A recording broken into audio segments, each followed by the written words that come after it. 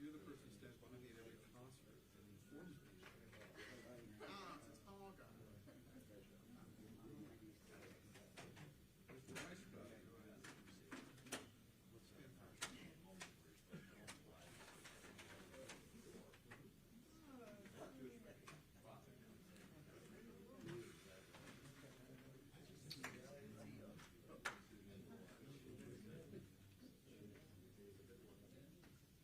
Your grandpa used to do that?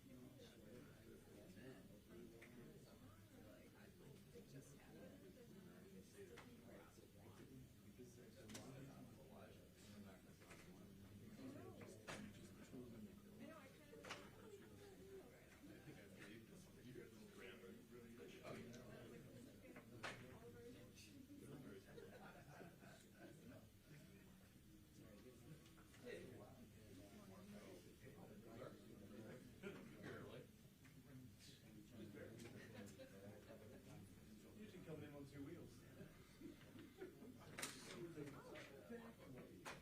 It's not going to be great.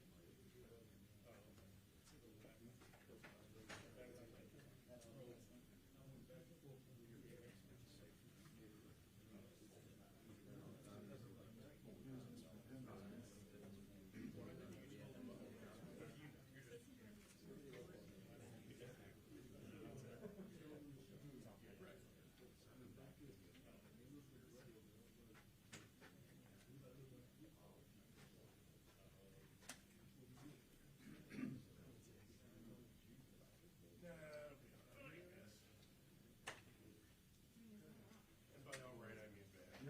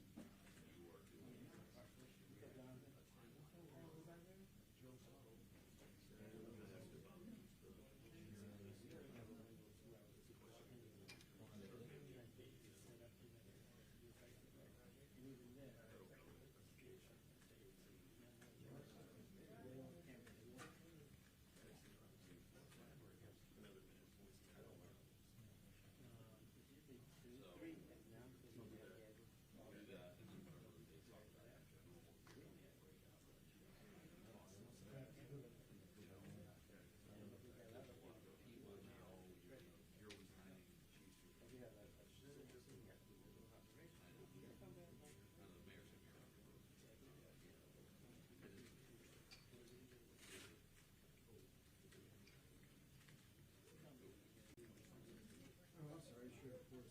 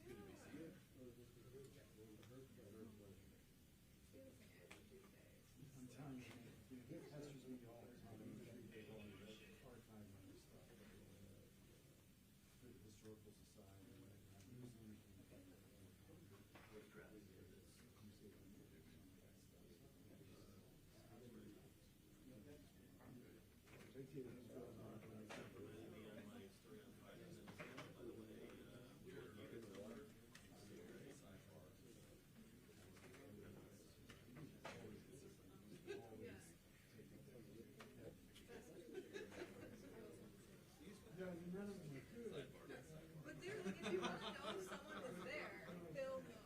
You don't know. He got me one great picture. One great picture, and I used it. You saved it because I tagged the wrong account when Sam retired. He got a picture of we were at something, and he's got a picture of you,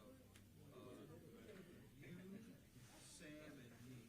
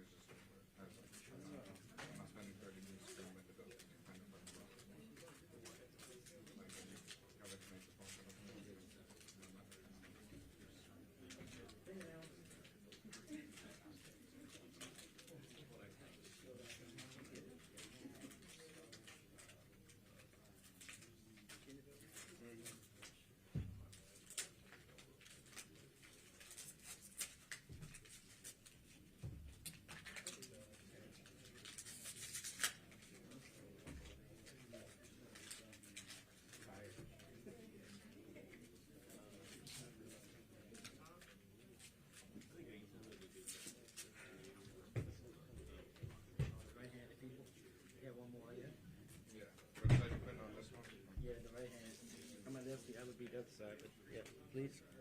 Thank you.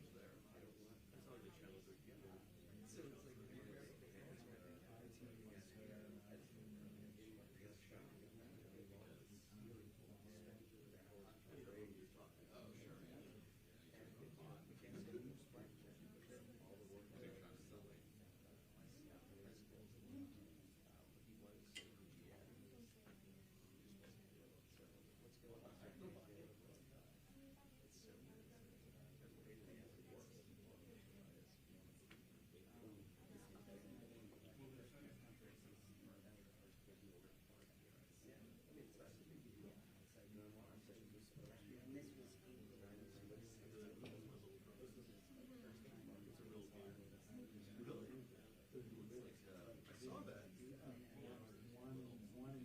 I saw that. It wasn't as bad as you say.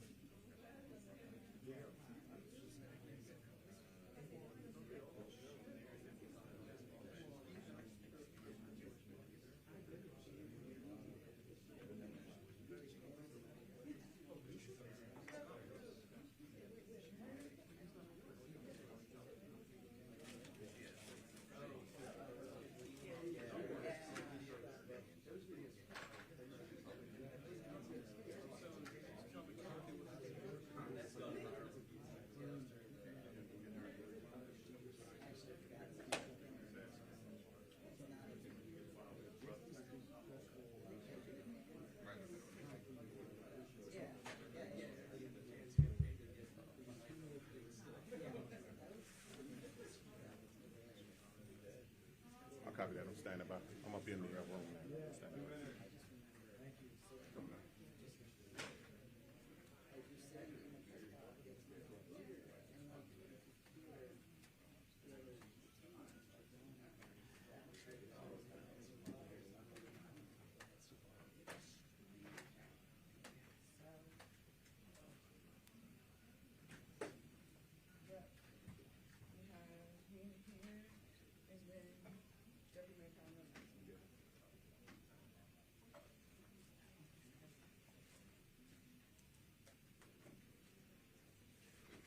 Yeah.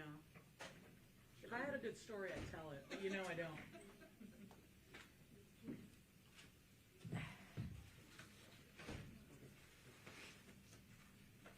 I had an aggressive dog. My dog. And she yanked me across the street. Recently? Like, Yeah, just this yesterday morning. It was terrible. No, I'd like it. what kind of dog? She's like a super mutt. She's like an amazing, she's the most beautiful and like wonderful companion. Strong as an ox.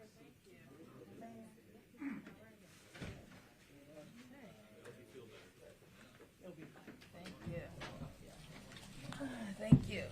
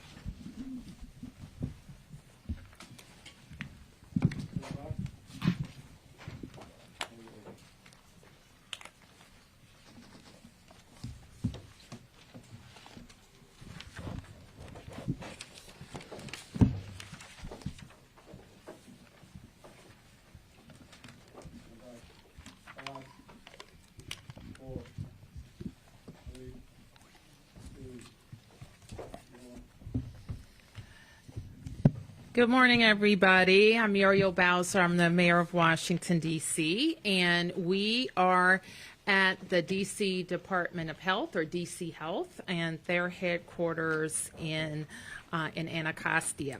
I am joined by members of my leadership team, and we are here today to provide a review of 2025.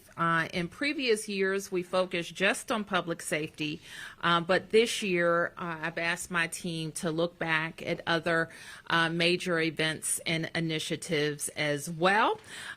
So obviously, we have been busy, and we have had a strong and continued progress towards driving down crime in the district. And we have been focused on other big picture issues as well.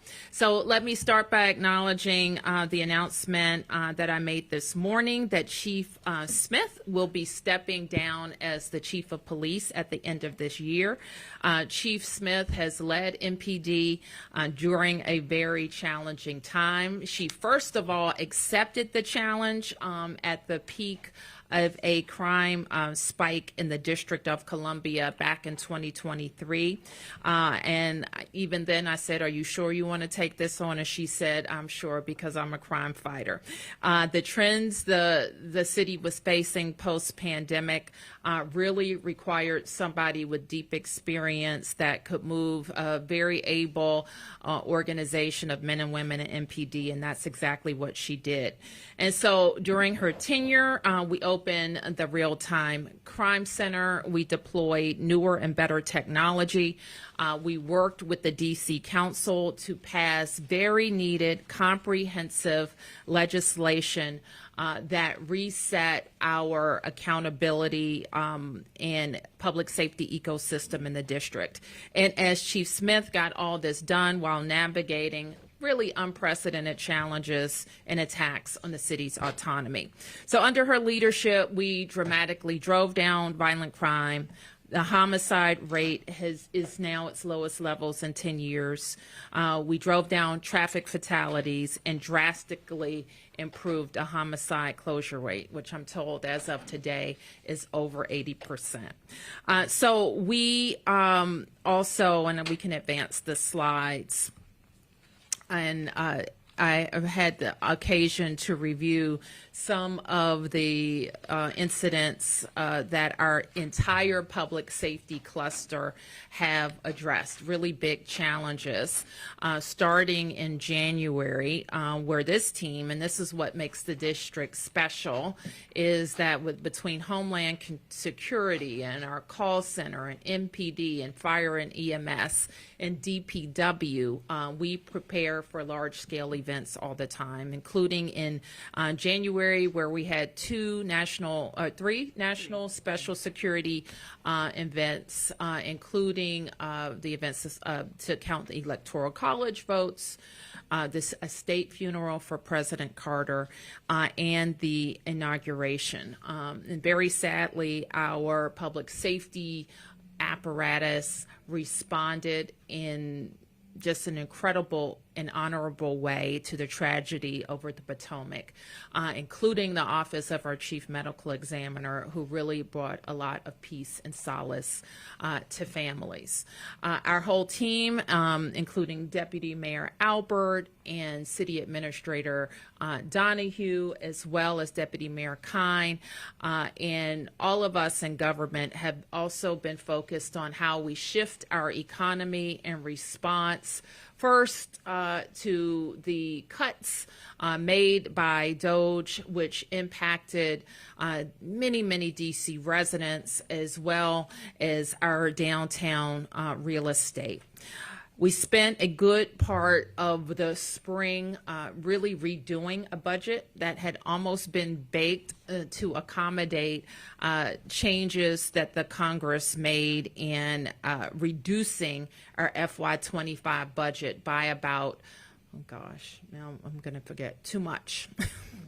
That we had cuts that we had to make in order to have a balanced budget delivered to the to the council.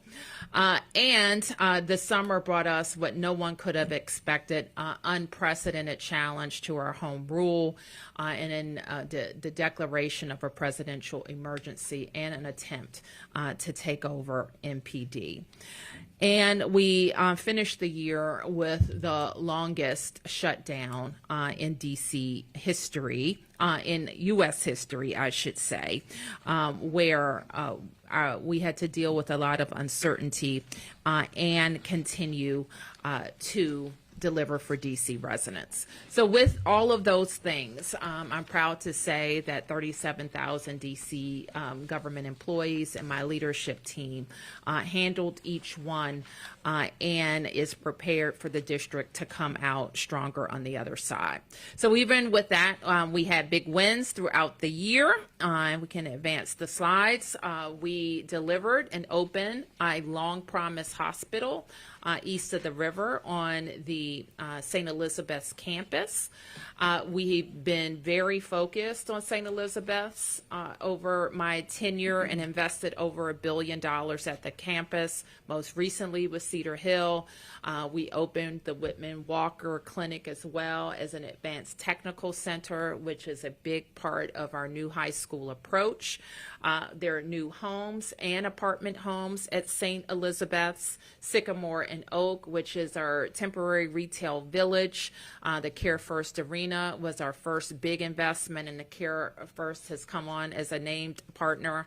And we opened several years back now a new men's shelter at 801 East, which is helping to transform lives. And more than that, and I think this is where I'm going to ask Deputy Mayor Albert to jump in, we have continued our focus on downtown DC. So with that, Nina? Well, the mayor launched 2 very aggressive programs to try and transform downtown DC. We continue to have a focus on that because that is a long-term project. With our Housing in Downtown program, we had set out to grow the downtown residential base by 15,000 new residents. And I'll just say, very pleased with the progress that we've made, and we are on track to deliver 8,400 new homes. And that includes homes that are incentivized by the programs that we offer, as well as private sector investments that don't include and have not pursued the Housing in Downtown program. We're also wholly focused on jobs. The mayor mentioned the impact that federal jobs have had on the DC economy, and so we have a goal of growing our job base through diversification means by investing in technology, and I'll talk a little bit more about that later, Mayor. Okay. And we've also been focused on all of the parts of our economic development strategy that highlights our culture, including opening the Go-Go Museum very near where we are. Art All Night continues to grow across the city with a number of activations. And we had a very, very successful World Pride in D.C.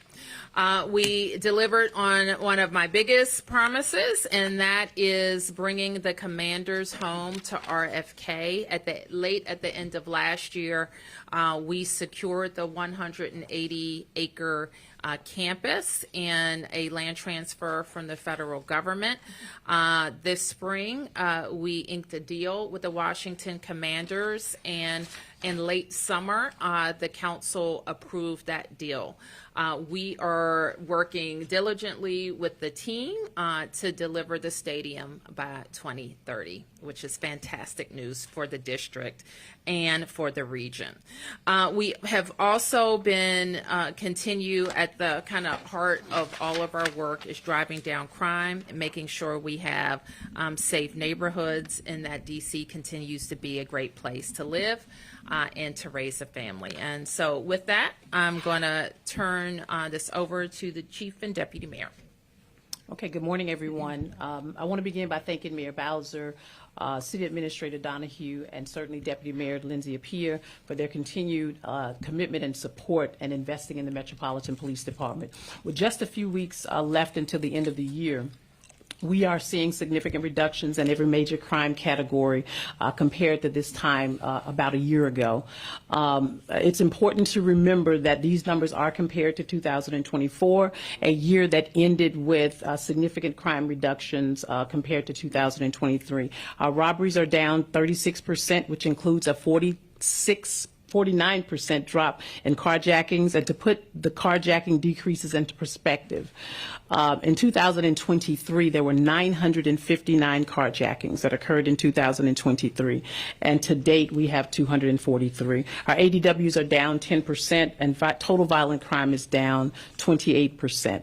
As you can see, property crime is down 15% with a 29% decrease in burglary and a 21% drop in vehicle thefts. What I also want to add is that we tasked our district commanders to develop prevention plans within our commercial corridors with respect to burglaries, and those plans have also been significant in helping us to drive down crime, as well as our burglary reductions, and we're certainly keeping our businesses safe by conducting hundreds of checks throughout each district to ensure that our businesses have the safety that they need at this time.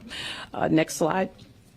As we look at our homicide reduction, we are making great strides in reducing homicides. And this is really driven by the high visibility work of our patrol officers, as well as the work that our detectives are doing each day whenever we come in contact with crime in our city that results in a homicide. We are currently on pace to be at the lowest number of homicides in over 8 years. What we do know is that one person killed in our city is too many, and I want to take a moment to extend, of course, my condolences to those families who have lost their lives, their loved ones in our city. To date, our homicides are down 51% compared to 2023, and we are down 30% compared to this same time last year. As a number of homicides have decreased, our detectives are closing more cases.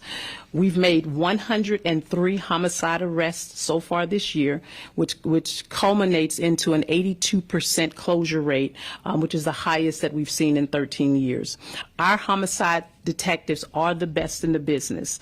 In addition to their expertise, we are working very closely with respect to our homicides because we have better technology, and we certainly have a partnership with the United States Attorney's Office. The U.S. Marshal Service's Capital Area Regional Task Force has also been very instrumental in ensuring that as the warrants are signed by the U.S. Attorney's Office, they are out there taking custody of those individuals who are responsible for those homicides. When we look at our shooting reductions, what we do know is that we are decreasing homicides and keeping our communities safer by driving down the number of shootings in our city. Nothing makes our communities feel less safe than the sound of gunfire or gunshots. Shootings are down 52% since 2023 and 32% compared to the same time last year. There are 488 fewer shooting victims this year than there were just 2 years ago. And that is an incredible reduction in the trauma experienced by some folks in our neighborhoods. We know we do have a lot more work to do, but we're confident that the strategies that we currently have in place are going to continue to make an impact in those areas. We're also identifying conflict and results to gunfire. Our Office of Criminal Intelligence is monitoring disputes between competing groups on social media, and I think we have been seeing a lot more success in being able to identify who the I'll say culprits are with regards to our shootings. We are also reacting faster to trends, analyzing recent calls for service for the sounds of gunshots, and we're crafting our deployment based on the various trends and patterns that we've been seeing on a daily basis. And we are committed to removing illegal firearms from our streets. We've recovered more than 5,000 firearms over the last 2 years, including 2,608 firearms this year thus far. One of the things that was really significant outside of the shootings and homicides that I heard from community was traffic. Keeping our communities safe is more than just reducing crime. It's also about making sure that our roadways are safer. And last year, I expanded the size of our traffic enforcement team. The unit is now able to conduct almost daily enforcement operations. And this work has made a difference, and it has been impactful. Our traffic fatalities are down 47% compared to this same time last year. We also we established the traffic safety compliance checkpoint in 2023 on some of our busiest highways, and we've conducted 58 checkpoints this year, where more than 4,100 motorists have received notice of infractions that have been issued. These checkpoints are not just focused on issuing citations. They're really about educating drivers, reminding them to slow down, and certainly reminding them to stay alert. We're committed to expanding these efforts and to build up on the same progress in 2026. We also know that keeping our communities safe cannot be accomplished without building trust with our residents. We continue to focus on the best way to reach out to our youngest residents. In April, I launched our Juvenile Investigative Response Unit to better respond to youth-involved crimes and to increase our outreach to juveniles who are currently in the criminal justice system. Our JIRU, which is what we call it, investigators have worked on investigation that has resulted in 227 juvenile custody orders. Those investigators regularly check in on our juveniles in the criminal justice system, ensuring that they are in compliance with the sentencing guidelines. And we have spoke at length about our efforts to curtail large youth gatherings where there is disorder in particular areas around the city. Since emergency legislation was enacted in early July, I've declared 15 curfew zones with only 19 curfew violations in those zones. These zones have been a tremendous tool at reducing disorderly gatherings. And I will say that we are committed to creating as many positive spaces that we can and supporting those efforts around our city where we know there are places and spaces where our young people can go to congregate. Our outreach team this year has hosted more than 2,000 events, which were attended by more than 110,000 residents. And I believe that interaction by our commanders and by the members of the police department has made an impact and a difference in our community. And finally, the most important asset to our police department is our people. I want to thank Mayor Bowser and Deputy Mayor Pia, who continue to allow us to make significant investments in our workforce this year, and we've remained focused on encouraging folks to join the Metropolitan Police Department. I will thank the mayor again for the new collective bargaining agreement, which took effect in September, delivered a nearly 13% salary increase to our sworn members, and increased our starting salary by more than $75,000. After 5 years of service, an MPD officer can make more than $95,000 a year. Our in-person recruitment team has also been instrumental and continues to travel. We allow them to travel beyond the walls of the District of Columbia to ensure that we are increasing our application pool. This year, we've seen an 11% increase in our application pool this year. Currently, right now, there are 134 recruits training at our Metropolitan Police Academy, and 18 recruit officers are set to graduate next Friday. We do have a significant investment in our Cadet Corps program, and it has paid off. 32 cadets have transitioned to become recruit officers this year. And I'll just put a plug in that if you're listening and you're interested in a position with the Metropolitan Police Department, we ask you to please go to the website, joinmpd.dc.gov to learn more.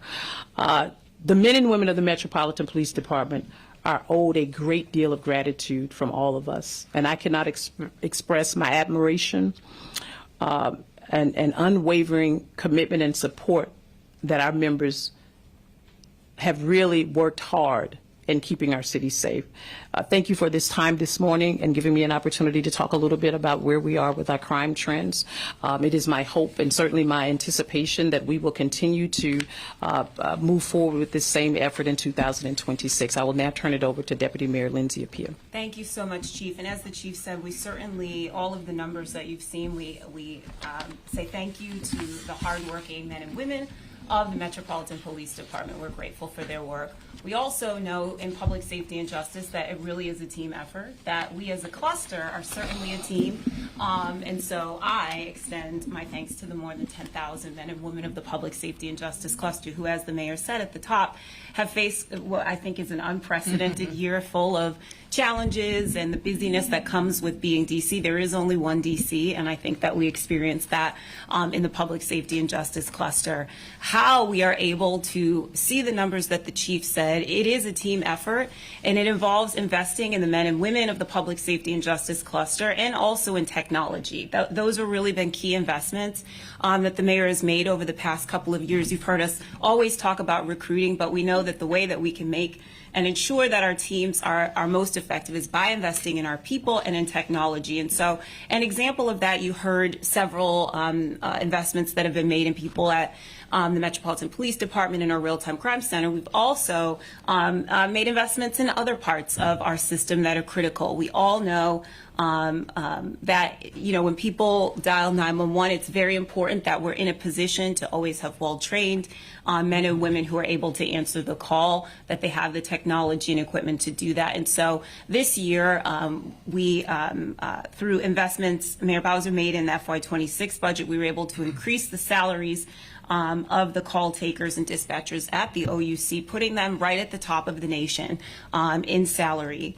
And also investing both at OUC $1 million in call taker recruitment and retention, but across the public safety and justice cluster, there have been investments to make sure that we not only bring new people in the door, which we are in a very competitive environment in the District of Columbia, but that we retain and keep really high quality, well-trained individuals. And so we are grateful for those investments. We also, again, technology is vitally important to make us more efficient and effective.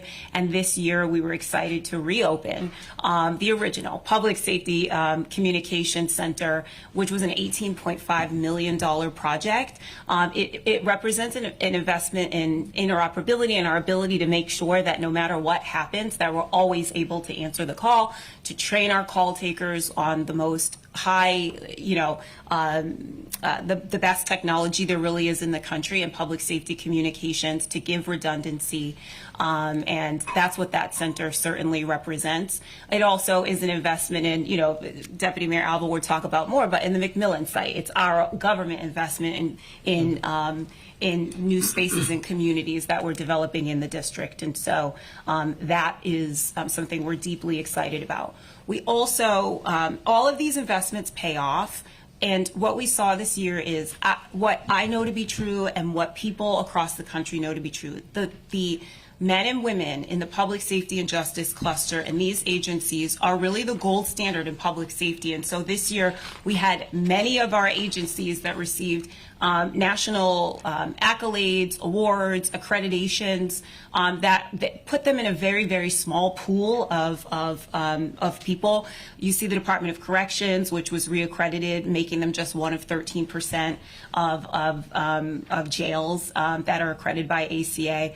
Reaccreditations at DFS and OCME. OCME was also named the Medical Legal Death Investigation Office of the Year by the International Association of Coroners. Our Fusion Center at HCMA was named Fusion Center of the Year. Our Fire and EMS received Class 1 insurance rating, which is one of only 500 departments out of the 22,000 in the country to receive that rating. That was a 10-year process that culminated this year. And our OUC was recognized as they received the Annual Technology and Leadership Award and also received training accreditation. And so across the cluster, while providing high quality services, helping to drive down crime and make sure the city is safer, our agencies are also performing at a level that's acknowledged by their peers across the country. And so we're extremely proud of their work.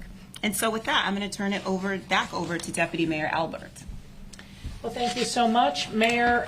Thank you for your leadership and unwavering commitment to support DC residents and businesses, particularly during what has been a challenging year. But I believe that we are coming out stronger. Heading into 2025, we knew our affordable housing system was under serious duress. Mayor Bowser convened stakeholders from across the housing community that included providers, investors, tenants, and advocates to produce the Rental Act, a comprehensive piece of legislation that would protect the district's $1.4 billion investment in affordable housing. Also, so that we could overall look at strengthening our local housing ecosystem and make sure that DC continues to be a national leader in affordable housing. I do want to thank all of the partners that have helped us get past this critical reform package and enacted. And as we look to the future, we are looking to push for additional measures that are designed to stabilize and strengthen our housing ecosystem, because affordable housing is among the district's and this administration's top priorities. Of course, the reason why the district has been a national leader in affordable housing is because of the mayor's $1.4 billion over the last decade, and that has helped us add more than 15,000 new affordable homes citywide. The mayor had made the promise that our government would be a consistent and predictable financial partner, and the $100 million plus that the mayor has put into the Housing Production Trust Fund every year has been at the core of this policy priority. We also set bold housing goals to guide our vision, including neighborhood-specific goals that would drive housing production across the city. This fall, we welcomed residents, for example, into the Louise Senior Apartments, our first HPTF-supported project west of Rock Creek Park. The best way to blunt rising cost of housing is to build more housing. All types of housing across every parts of the income spectrum. And so we saw a lot of innovation over the past 10 years and in 2025 alone. At Buzzard Point, the stacks are delivering more than 1,100 new homes for DC residents, and it's in a mixed use and mixed income neighborhood. That development didn't happen by accident. It took shape after the district made catalytic investments at Audi Field. And that has transformed, that sports anchored, I'll come back to that, stadium has transformed this part of the city, Buzzards Point. We also opened Mary Center, DC's first dedicated LGBTQ plus affirming communal living space for seniors. In Anacostia, we cut the ribbon on the first Anna Townhomes, a DEMPED project that created new affordable transit adjacent home ownership opportunities. And just down the road, we opened projects at the Bridge District and Berry Farms that are delivering housing and amenities to Ward 8. And another example of innovative housing, but in the human services space, is the opening of the E Street Bridge Housing Apartments. We opened this in October, and it represents the second non-concrete bridge housing program we have, building on the success of the Aston and the Foggy Bottom area.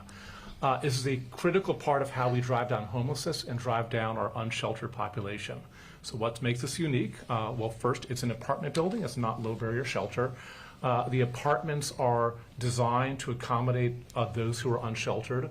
The vast majority of the people who reside in these apartments came right from encampments and right from the street. Services such as mental health services, substance abuse services are located on site. No one has to go anywhere. And it blends into the community in which most members of the community don't actually know that the majority of the folks in that building actually were unsheltered before they came in. And this allows for us to be able to make an offering of housing to an individual who might not want to go to low barrier shelter, and provides them an opportunity to get stabilized in services to prepare them for long-term housing programs like our permanent supportive housing program. And it's a program that has been vital to driving down our point-in-time count homeless population, as well as a very significant reduction in our encampment population in DC. So we started the conversation talking about an unprecedented year and the acceleration of the need to diversify our economy. That means that we identified our high-growth industries, and there are a variety of them, but tech is among them and one of our fastest growing, and we'll also talk about sports and entertainment. But back to tech, DC is quickly becoming one of the fastest growing cities for technology in the nation. We have high-skilled talent that companies are very attracted to, as well as access to policymakers who are driving investments across the tech industry. We've seen major companies like OpenAI, NVIDIA, Cisco, SpaceX, and others making moves to have a presence here because they recognize not only the talent but also the access that only DC can provide. And so we're strengthening our position as a leader in technology and innovation by attracting jobs and investments that come with it. We're gearing up to deploy our $26 million DC Venture Capital Fund that supports tech startups. We're also looking to leverage that $26 million investment. And the mayor's 26 budget creates new investments such as our $2.4 million Technology Ecosystem Fund, which is designed to grow technology, the technology network across the city. Which brings us to why also investing in sports, entertainment, and tourism. These sectors are growing. When people come to world-class cities, they're expecting to have world-class experiences. And so we are the sports capital, and that's why we're doubling down on sports. We've seen how stadiums are not only a home for sports, they are also home for concerts and a variety of different events. And so when we think about what the opportunity for a sports arena is to transform an entire neighborhood, we've done it. And we're going to do it again. Our ongoing investments in Capital One Arena are in progress. They're delivering state-of-the-art, an urban experience that has anchored downtown as the heart of our city's entertainment center. And the Commander Stadium will anchor 180 acres of mixed-use development along the Anacostia. The power of sports and entertainment is both real and it is underway. And the pride that is felt by our city cannot be underestimated with as early wins as the DC Defenders bringing home the UFL title and our Washington Spirit having made it to the championship match this year. With that.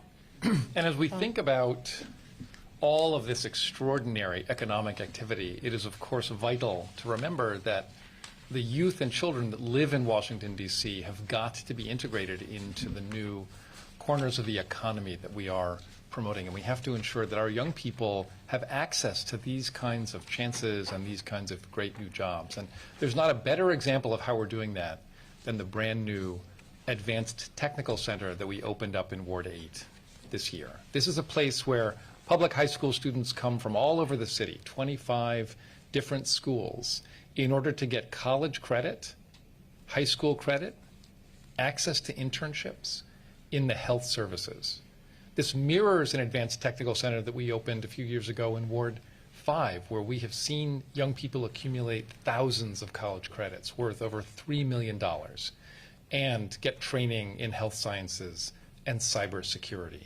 So they're getting credentialed in a way that will help ensure they get access to this wonderful economic activity that the mayor and deputy mayor have been talking about. And as we think about this reimagining of our high schools and our secondary experience, it's also not just in the public schools that this is taking place, but we recognize that employers and businesses are an essential part of this equation. So we are making sure young people have access to wonderful work-based learning opportunities, internships and apprenticeships. You all are very familiar with our summer youth employment program, where an astonishing 11 to 13,000 young people every summer get placements in our local employers. But we have also now complemented that with apprenticeship programs and internships that provide high school credit during the school year, that provide recent recent high school graduates with access to apprenticeships.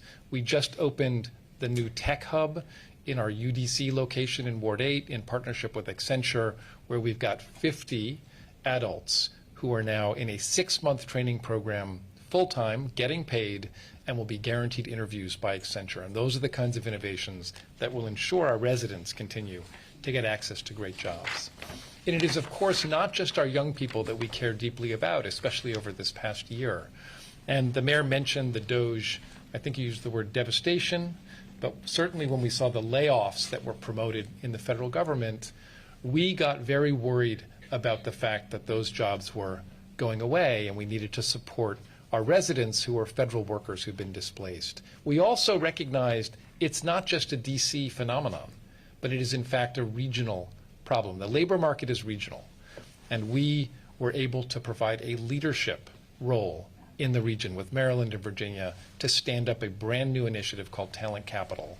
We did this by launching a new web presence called talentcapital.ai that provides our displaced federal workers with access to actual jobs, real jobs that they are able to apply for. And in addition, we folded in a lot of support around coaching and training that would continue to give them access. So we focused on young people, we focused on adults, and we have really risen to meet this moment.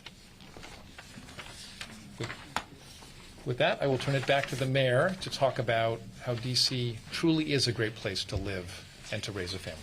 Thank you, Deputy Mayor. And I frequently refer to our investments in education and our performance in education as a bright spot in our city. Earlier, I guess it was right after or right before the school year started, we gave a briefing about what has happened in the school reform era in DC, and it's been nothing short of remarkable, and it's due in large part to the willingness of DC residents and taxpayers to invest in the public education system.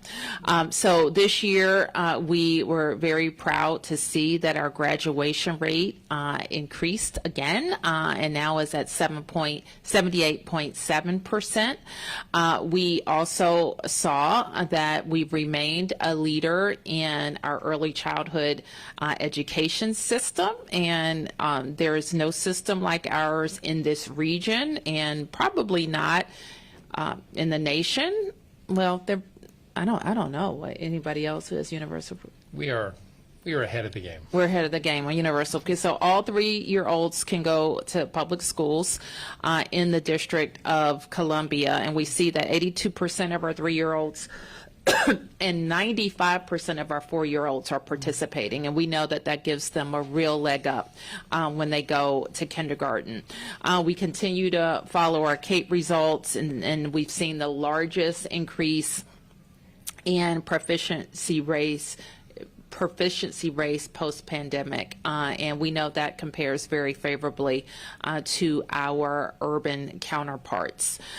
Deputy Mayor Khan and his team have also launched a new website that we hope everybody is flocking to, most.dc.gov, that talks about more than 17,000 after-school programs in our city. So when people say, there's nothing for kids to do, or we don't, please make sure you've checked the Most DC so that you can connect your family with these often free programs or low-cost programs. So we appreciate your interest there.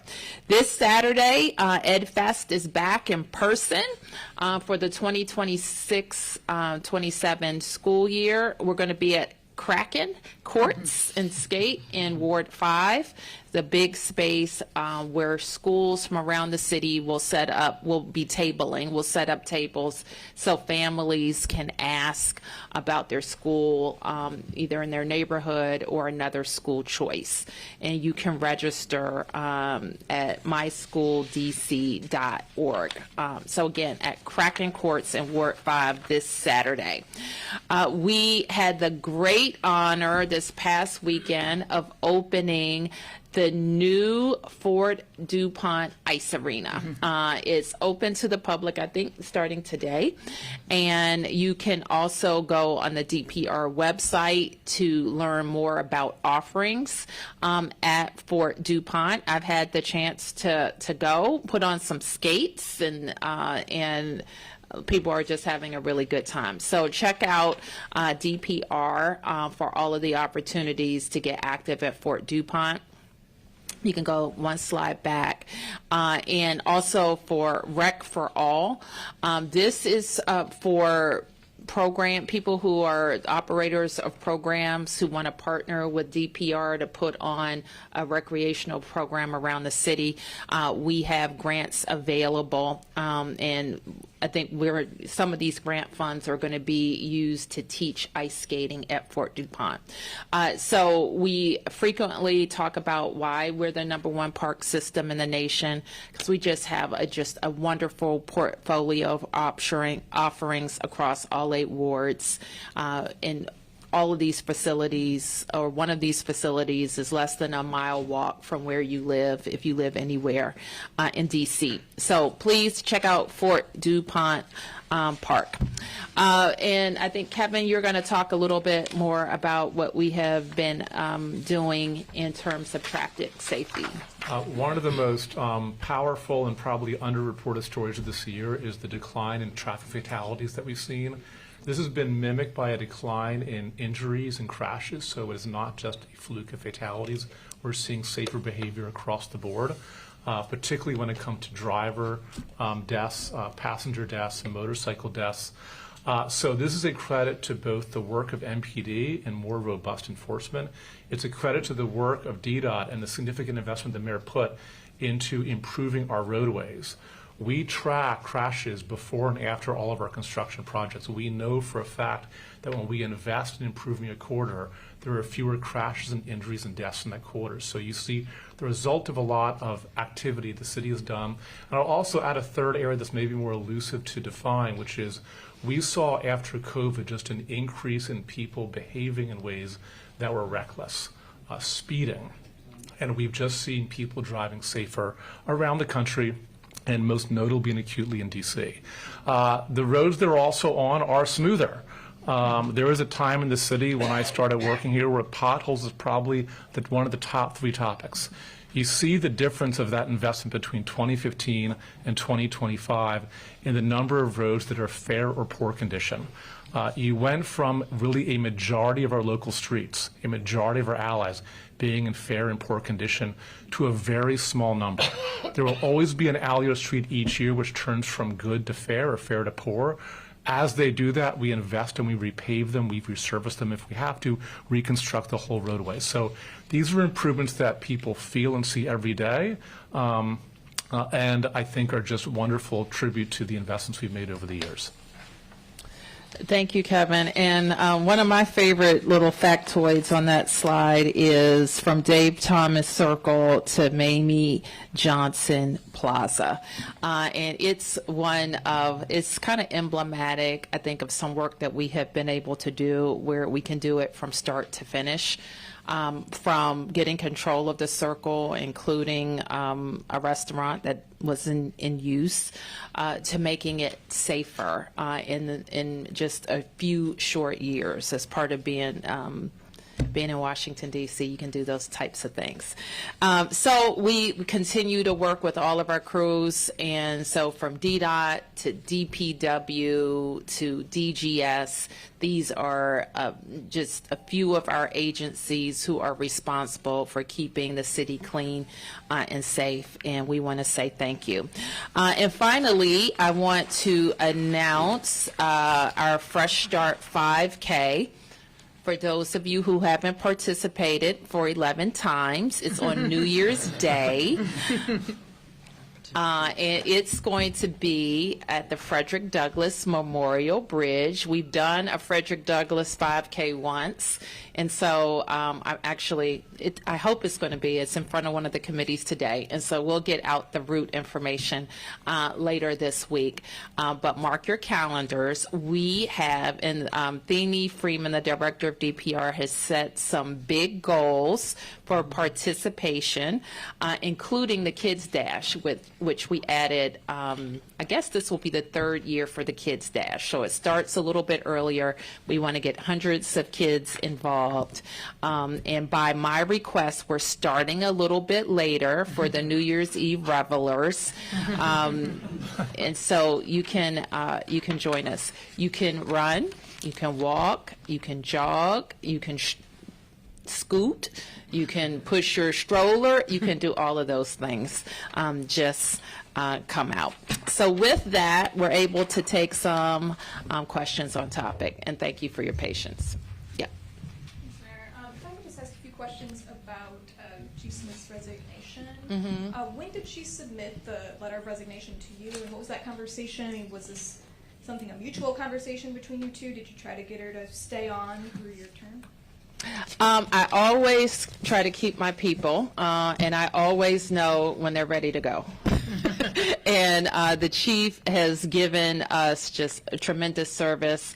I think any chief that can look back at 2 years of dramatic crime reduction is leaving in good shape. And not only that, to make sure the department has the tools that it needs to advance. And the chief submitted her resignation last week. Good morning. Good morning. Earlier today, the police union put out a statement regarding, Chief, your decision to leave. They said they respect your service, but they also added, I won't read the whole thing, but, quote, the union questions the timing of this announcement, which comes amid active investigations by the House Oversight Committee and the Department of Justice into allegations of manipulation of crime statistics and mismanagement within MPD. Can I ask you, once you leave, will you still be available to the committee and the Justice Department to assist in this investigation?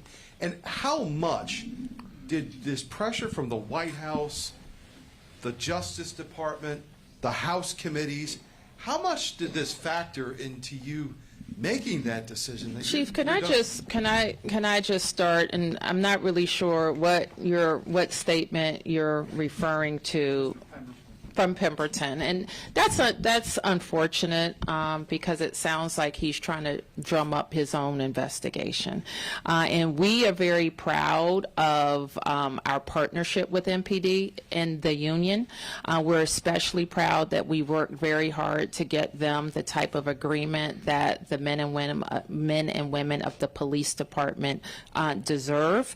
And we can say without equivocation that all of our employees have participated as they have been asked by both the Congress and the USAO. Chief. And so to answer your last question first, I have no comment with respect to the union's letter. I haven't read it. This is the second actually I've heard about it, but I have not had an opportunity to read it. And so my decision was not factored into anything with respect other than the fact that it's time. I've had 28 years in law enforcement. I've had some time to think with my family. I mean, I shared that this morning with on Fox 5 with respect to the fact that I've been running for 28 years. This has really been a fast-paced role because it is in a major city, and I know that the challenges that we faced have, we've had some high points and we've had some low points, but respectfully right now this is a personal decision for myself and for my family. Yep. Good morning, Chief and the Mayor as well. What kind of comes next in this process? We know you're staying on through the end of the year, but is there an interim? Can you speak about the process a little bit about finding the next chief of police? If there's anybody in mind you might want to talk about. No, we will. I will make an appointment at the appropriate time. Yep. Peace and blessings. This question is either for you, Madam Mayor, or Chief Smith. Just in terms of the collaboration with the federal law enforcement, what latitude or what strategy are you going to employ just to ensure that there are no more warrantless arrests on the part of ICE, just given what the court decision that came out earlier this month? And just piggybacking off of that question, what reflections do you have in terms of just the post-search cooperation, what went right, what went wrong, just you coming out of your position as chief, how would you have gone about your MPD's relationship with federal agents post-surge? So first of all, I wanted, and thank you, Sam, for that question. We've always had a relationship with our federal partners. I mean, this is not new. I came from the federal government. It's 24 years. And so those relationships that we've had the surge have always been there. What I will add with respect to once the surge began, the strategies that we have in place right now, I mean, I think we've said it a lot, that we do not work with ICE. We do work with our other federal partners, and the way that is designed and created, I think, has helped us to some degree with regards to making sure that if they're going to be here, that we have an opportunity to know exactly, where they are and how they can work with us in the space of public safety.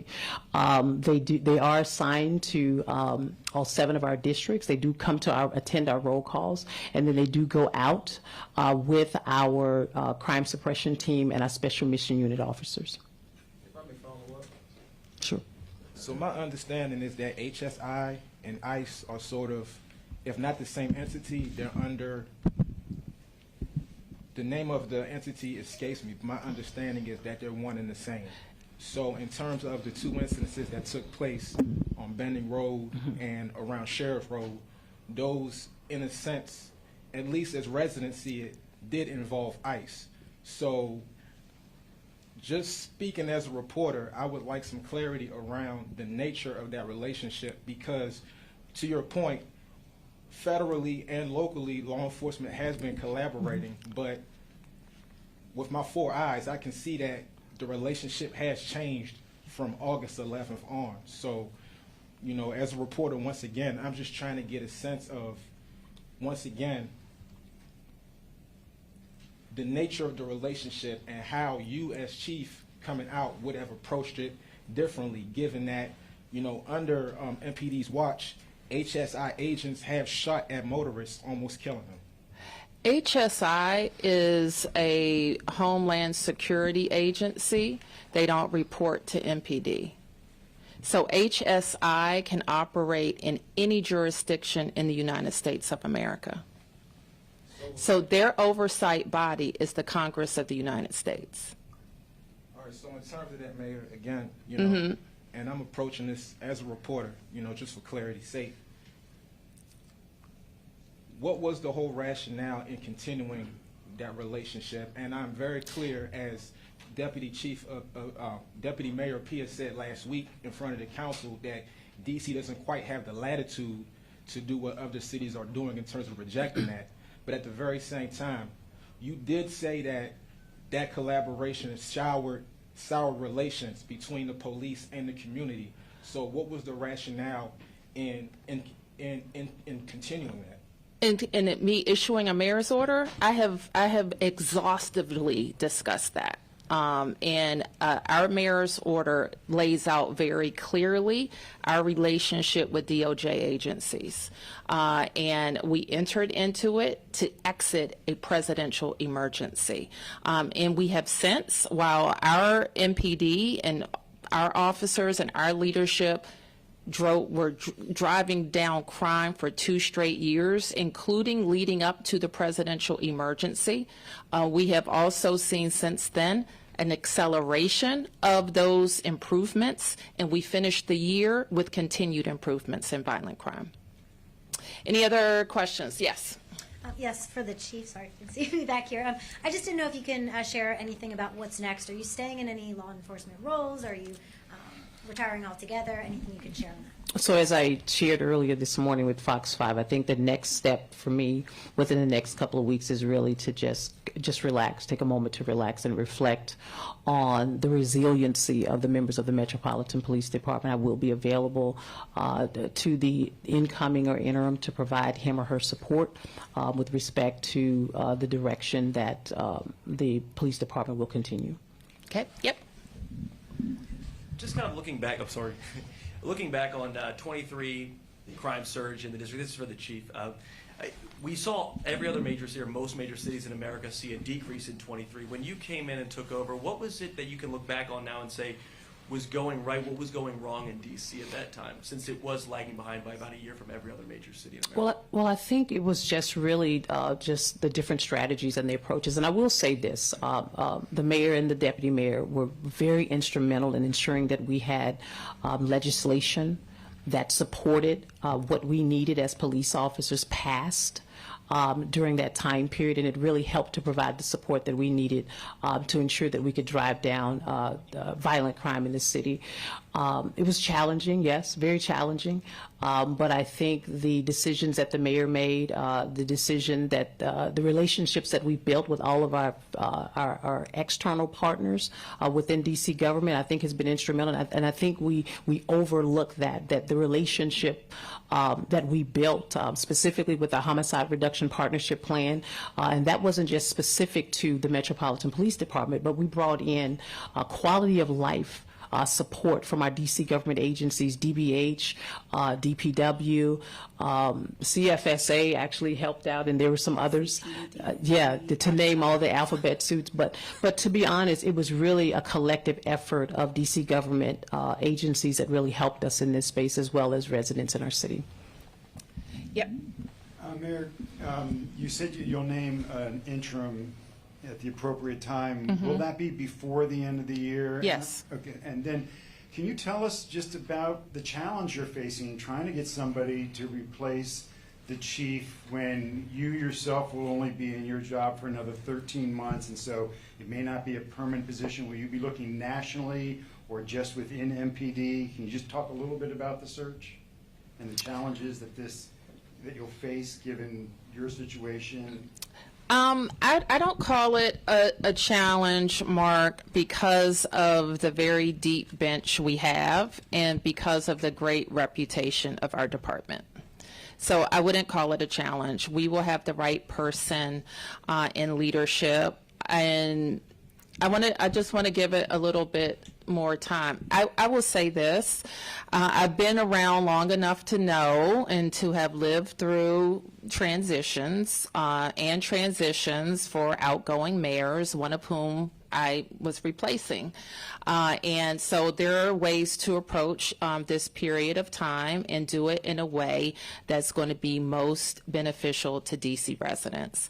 So I'm gonna marinate on it a little bit, and I'll appoint the right perfect person. I just followed. You said you have MPD as a deep bench. Does Yes. that indicate you'll be looking internally rather? Well, than obviously, I will. That doesn't mean I wouldn't look outside, but I'm obviously going to start first with the best police department in the nation. Yes. Chief, I would say I think a lot of people in DC really admire you showing up day in and day out at night, during the morning to unfortunate crime scenes, and I admire that as well. Also, you're involved with WDCA-TV and the kids in the Southeast. That was very special too. With all that said, what do you think is the biggest win for your time in office, and also the biggest loss? So the biggest win, obviously, is driving down crime the way we've managed to do it at this point. But I think for me, because I am a person of community, I love this city. I mean, it has been a lot of work, but the way the members of the residents of the District of Columbia have embraced me. I remember coming into the space and I said to the mayor, I said, dang, people want to take pictures all the time. And she said, well, it would be something if they didn't want to take a picture with you at all. And so everywhere I go and everywhere I've been in this city, the residents have really embraced me, and I'm grateful for that. I think, and I'm going to make this personal, if I have to talk about what was challenging for me, was losing a member of our workforce. I thought about it this morning, like no chief wants to lose a member in the line of duty, or even outside of the line of duty. And knowing that I was 3,000 miles away, and I just spent time with Investigator Wayne David the month before at an outside event, and we had such an amazing conversation. That was probably my lowest point on the job. I didn't know how I was going to get through that, and I don't think people understand, being a chief at the top of an organization, it can be lonely at times, because one of the things that we always have to do is show up strong every single day in this space, and I certainly appreciate, and I'm going to say this, Deputy Mayor Lindsay Appiah, she's walked the streets with me sometimes at night when I was first in this space. I mean, we're stepping over police tape and lines and all kinds of things, and I was like, "Ooh, did I know what I got myself into?" But I also appreciate the continued support, and my weekly meetings with Mayor Bowser has been something that I probably have never experienced in leadership. What I can say about the mayor's leadership for me is that she's not overbearing. She's been very, very intentional about allowing me to lead the police department and lead the city. And then there are moments where she's had to sit down and say to me, hey, we need to get this crime down. I'll never forget that day. And I walked out feeling like, okay, I've got to look at different initiatives and different strategies. And I wanted to make sure that we had the best leadership in place. And the mayor said it best. We have a bench of men and women at the Metropolitan Police Department who I would stand up against anyone across the United States 10 toes down. They know what to do. They know how to lead. They know how to manage. I also would like to applaud Chief Conti, who stood up the DC Police Leadership Academy. And that is a space where we build a generation of leaders, not just here in MPD, but across the United States. We have a long list of folks in line to take that class, leaders across the country. And so for me, it was really about continuing to build leadership. So at any point in time, I chose to walk away. The mayor, as she stated, it won't be challenging. She can look at the depth that we have and make the best decision for continuing to move our police department and our city forward. Okay. One. Beatrice Peterson, ABC News. Police Chief, another question for you. I was wondering, what do you hope your legacy will be as Police Chief? And what advice do you give for the next Police Chief? You've done 28 years of service federally and locally. So what do you hope that they can do for the next? So I'll go with the 3 C's for the, you have to be able to communicate. You have to have excellent collaboration, not just with our external partners, but with our DC government partners. And we have to have, the person has to have a passion for community. The residents in this community, I mean, my phone rings all time of day, all time of night, and you have to answer the call. You have to answer the phone. You have to show up. You may have to sit in somebody's basement to have a conversation about something. You have to dress down sometimes. Sometimes I'm in community and people don't know I'm there, and it's just to protect the anonymity of the folks who really trust the Metropolitan Police Department, but sometimes are afraid to share the information that's necessary. And so I think those are the 3 critical things: communication, collaboration, and you have to be involved in community. Okay, last 2. Oh, go ahead. Legacy. Let me think about that. Okay, last 2 here. Yep. Thanks. Chief Smith, I wanted to ask, for when you have your incoming interim police chief, the challenge right now is certainly with the federal Joint Task Force. And I wonder if you can elaborate on, A, the specific guidance you have given commanders or rank and file officers about how to handle that, especially when it comes to if federal immigration officers want to step in, a traffic stop, and then what advice you would give the next interim police. I don't think I have to give him or her any advice. We've walked through this path together for 2.5 years. The leaders that you see in place, I meet with them on a weekly basis, sometimes 2 and 3 times a week. We talk about what's happening in the city. They know probably better than I do what's happening in community from day to day with our federal partners, because a lot of them are very intimately involved, especially our commanders. So at this point, I don't need to give them any advice. I think what I'd like to do is give them encouragement. Can you elaborate on any instructions that you have given? With the same instructions that we've had up to this point. If he or she chooses to go in a different direction, I will leave that up to the chief or interim chief to make that decision. But as of right now, we've been working in the vein in which I've advised, and it's working for us. Appreciate it. I have a budget question. So last week during the legislative meeting, when the council extended the juvenile emergency curfew, it was my understanding that they wanted to see some budget priorities in terms of services and recreational activities for youth. Has there been any thought in acquiescing to that? Do you have any thoughts on, either Mayor Bowser or Chief Smith around just what the council is requesting? Is it anything? Well, the council, as you know, is the budget maker. They completed the budget for this year just in, I don't know, what was that, August? The first week in August. So I'm assuming that they laid out their budget priorities in the budget. Sorry, I meant for FY27. Well, FY27, we won't issue that budget until March or April. Right, and then so again, April 15th was their deadline because they wanted to see your priorities for FY27 before they started entertaining the possibility permanent legislation? I'm not sure I follow your question. I'm not. So my question is that April 15th, that was the deadline that was imposed. For in 2026? In 2026, yes. Okay. Because they wanted to see your priorities for FY27 and if you were going to, I guess. Oh, you mean for the juvenile curfew? That was a date that was associated with that? Yes, ma'am. Oh, I got it. Okay. I wasn't aware of that, but okay. So in terms of your priorities, have you given any thought as to, acquiescing to that? Or is there anything in terms of programming that you see you can add, or is the council, are they out of step? I won't say, I won't say they're out of step, but they may not be as aware about the vast programming that's available. And so we would want everybody, not just the council, but all of our agencies, as we do every year in the budget formulation process, we're looking at what works, what doesn't work, what needs to shift.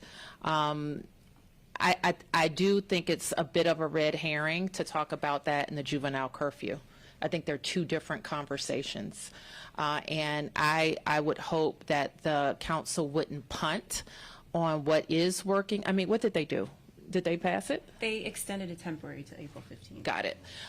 So we are, I would want to make sure that they're keeping tools in the toolbox that work. And it's really separate and apart from questions about recreation activities, in my opinion. Right. Thank you, everybody.